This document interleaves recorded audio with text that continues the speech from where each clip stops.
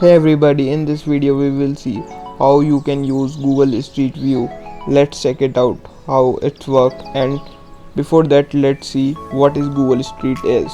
So Google Street View is a technology featured in Google Maps and Google Earth that provides interactive panoramas from position along many streets in the world.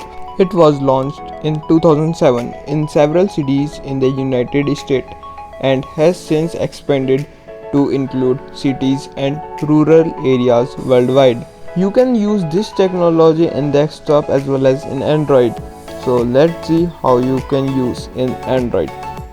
So let's see Nargad in Jaipur, Rajasthan, India.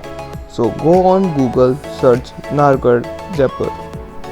Now click on Maps option.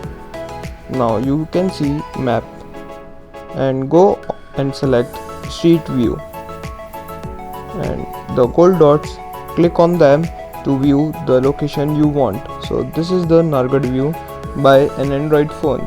You can move your view by these arrow, just you have to click and you can view zoom screen. So that's the view to Jaipur from Nargad fort. So you can change location as many time you want and see the different view of Nargad, and you can see anywhere in the world which is the place you want to see.